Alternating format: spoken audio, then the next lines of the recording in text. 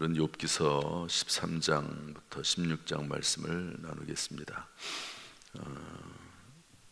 13장, 14장은 욥의 친구 소발의 말에 대한 욥의 대답입니다. 15장은 욥의 친구 엘리바스의 두 번째 말이고요. 16장은 엘리바스의 두 번째 말에 대한 욥의 대답입니다. 17장까지 이어지죠. 계속해서 반복되는 내용입니다. 욥이 어려움을 당할 때 친구들이 찾아와서 처음에는 한 일주일 동안은 아무 말도 하지 못하고 이렇게 그 고통 가운데서 욥에 대해서 위로하는 모습을 보이지만, 그러나 그 이후부터는 세 친구 모두 다 욥을 정죄하는 말을 하지요. 죄 때문에 그렇다. 회개해라. 그러면 소망이 있을 것이다. 여기에 대해서 욥이 계속 반복해서 친구들하고 논쟁합니다.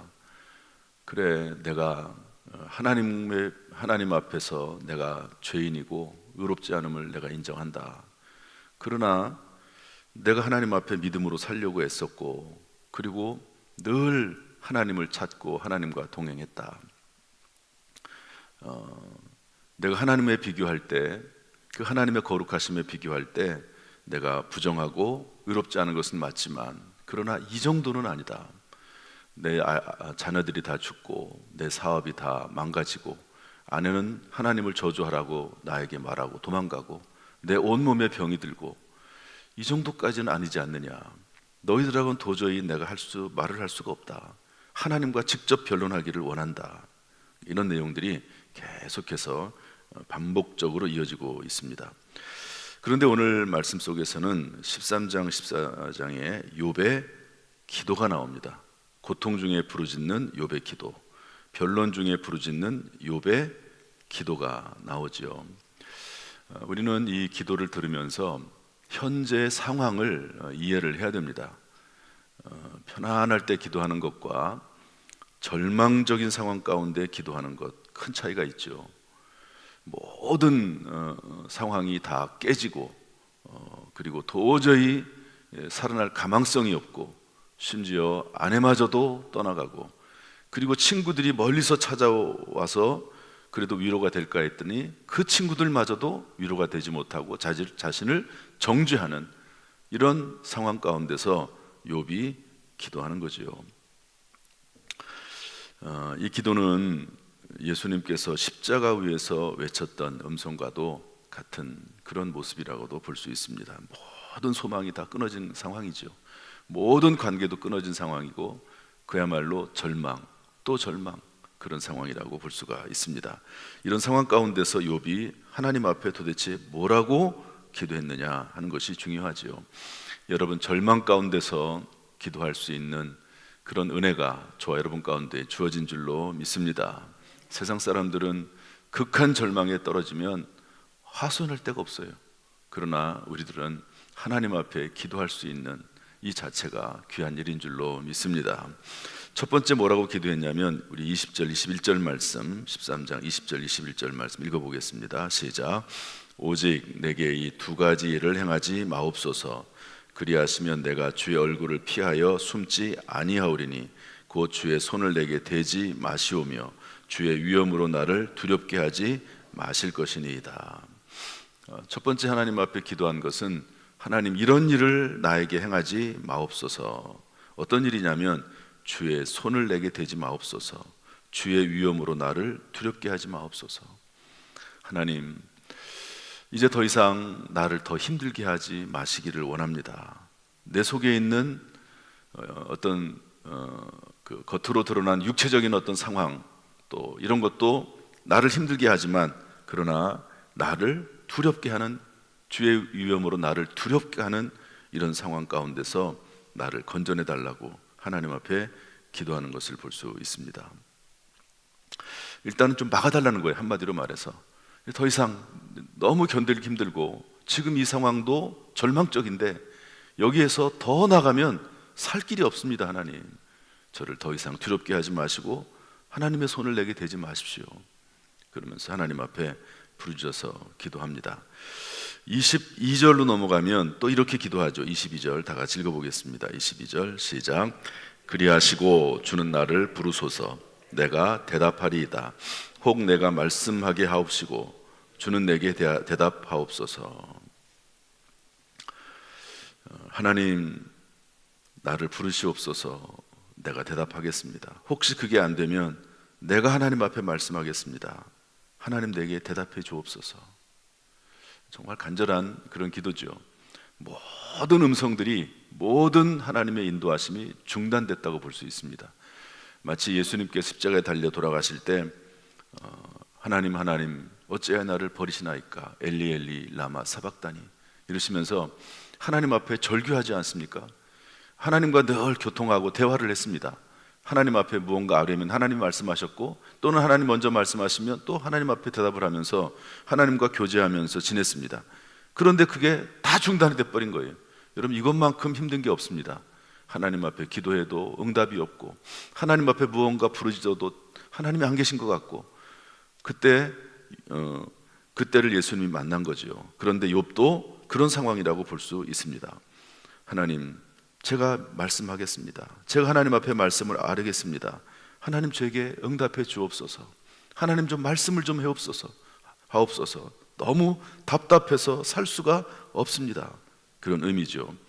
여러분, 성경에 보면 하나님께서 사무엘을 부르신 적이 있습니다. 어린 사무엘에게 사무엘아 사무엘아 말씀하시죠. 그랬더니 사무엘이 내가 여기 있나이다 말씀하옵소서. 세 번째까지는 무슨 의미인지 몰랐지만 엘리 제사장의 지도를 받아서 하나님이 부르실 때 내가 여기 있습니다 말씀하옵소서라고 대답하지 않습니까? 하나님 앞에 기도할 수 있다고 하는 것 참 큰 축복입니다. 하나님이 우리에게 응답하신다는 것 참 귀한 일입니다. 여러분, 말씀 속에서 하나님의 음성을 듣고 또 기도하는 가운데 하나님의 음성을 듣는 저와 여러분 될 수 있기를 주님의 이름으로 축복합니다. 하나님께서 우리의 삶 가운데 우리에게 말씀해 주시기를 주님의 이름으로 축복합니다. 세 번째로 뭐라고 기도하냐면 우리 23절 말씀 읽어보겠습니다. 23절 시작. 나의 죄악이 얼마나 많으니까 나의 허물과 죄를 내게 알게 하옵소서. 하나님, 나의 허물과 죄를 깨닫게 하옵소서. 하나님, 제가 미처 알지 못하는 그런 죄악, 나는 하나님 앞에 정당하다고 생각을 했는데, 믿음으로 살았다고 하나님 앞에 친구들에게도 얘기했는데, 하나님 혹시 나의 허물과 죄, 내가 알지 못하는 허물과 죄, 하나님이 이 정도까지 나를 허물하실, 징계하실 그런 허물과 죄악이 있습니까? 하나님 알게 하옵소서라고 하나님 앞에 기도하는 것을 볼 수가 있습니다. 그리고 마지막으로 이렇게 기도합니다. 우리 13절, 14절 말씀인데요, 14장으로 넘어갑니다. 이 13장, 14장 전체가 다 하나님께 올려드리는 기도거든요. 14장, 13절, 14절 말씀 다 같이 읽겠습니다. 시작. 주는 나를 수월에 감추시며 주의 진노를 돌이키실 때까지 나를 숨기시고 나를 위하여 규례를 정하시며 나를 기억하옵소서. 장정이라도 죽으면 어찌 다시 살리이까? 나는 나의 모든 고난의 날 동안을 참으면서 풀려나기를 기다리겠나이다. 마지막 기도는 뭐냐면 하나님, 나를 감추어 주옵소서. 주의 진노를 돌이키실 때까지 나를 숨겨 주옵소서. 나를 기억하옵소서. 이렇게 기도하는데요, 도대체 나를 기억해달라고 하는 말이 무슨 의미일까? 다음 구절하고 연결지어 봐야 되는데요, 장정이라도 죽으면 어찌 다시 살리이까? 그러니까 지금 본인이 죽을 지경이라는 거거든요. 조금만 더 이 상태가 이어지면 살 수 없을 것 같은 그런 상황이라고 하는 겁니다. 이런 상황을 기억해달라라고 하는 말이거든요. 그러니까 이 말은 뭐냐? 나를 감추시며 숨기시고 정하시고 기억하옵소서라고 하는 말은 뭐냐면 하나님, 나를 죽지 않게 주옵소서, 이런 의미입니다. 죽으면 어찌 다시 살겠습니까? 장정이라도, 그런 말이거든요. 여러분, 이 기억하옵소서라고 하는 말이 예수님이 십자가에 달리실 때 그 옆에 있던 구원받은 강도의 이야기입니다. 십자가에 달려있던 그 강도가 뭐라고 예수님에게 말씀하죠? 당신의 나라가 임하실 때에 나를 기억하옵소서. 이게 무슨 말입니까? 내가 비록 십자가에서 지금은 죽지만 하나님 나라에서 나를 기억하옵소서, 나를 살려주옵소서, 내 영혼을 살려주옵소서, 그런 말이거든요. 그러니까 여기서 나를 기억해달라고 하는 욥의 말은 하나님 나를 죽지 말게 하옵소서, 나를 살려주옵소서. 여러분 혹시 이런 기도를 한 적이 있습니까? 하나님 살려주세요. 이런 기도를 한 적이 있습니까? 살려주세요. 사람이 끝에 도달하면 나오는 기도가 이런 기도입니다. 하나님 저를 살려주세요. 정말 힘들고 어렵고 고난 가운데 빠지면 다른 기도가 나오질 않습니다. 다른 기도는 할 것이 없습니다. 하나님 제가 죽게 됐습니다. 조금만 더 지나면 정말 죽을 것 같습니다. 하나님 저를 살려주세요. 그 기도가 욥의 기도입니다. 이것은 하나님 앞에 완전히 항복하는 겁니다. 오직 하나님밖에 의지할 것이 없다고 하는 하나님에 대한 절규입니다. 하나님밖에 없어요. 이제 하나님, 그때 나오는 기도가 하나님 살려주세요, 이런 기도입니다. 하나님 살려주세요. 이런 기도를 누가 했는가? 예수님이 하셨고 욥이 했고 신앙의 위인들이 그들의 삶 가운데 이런 기도를 올려드렸습니다. 하나님 저를 살려주세요. 하나님밖에 소망이 없습니다. 하나님을 깊이 만나는 사람들은요, 여기까지 도달합니다. 그리고 예수님은 또 하나님은 여기까지 오길 또 기다리세요. 오직 하나님만 의지하고 하나님만 부르짖고 하나님 살려주세요 라고 말하는 그 순간, 그때부터 하나님은 일하기 시작하시고 그때 하나님의 은혜가 임하게 되는 것이죠. 이런 기도를 욥이 드렸습니다. 이 기도는 예수님의 기도고 또 그리고 이 기도는 또 우리의 기도일 수 있습니다. 그런데 이런 모든 기도에 대해서 하나님은 듣고 계시죠.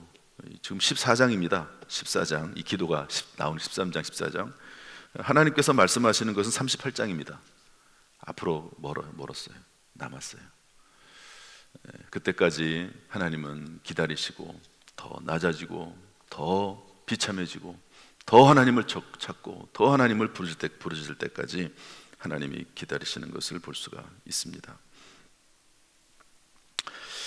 이런 내용 속에서 오늘날 우리에게 주는 교훈은 무엇인가? 예수님의 십자가의 말씀, 그 고난과 비교해서 우리에게 주시는 말씀은 무엇인가 하는 건데요, 저는 이 말씀이, 이 욥의 기도가 이런 것이라고 저는 봅니다.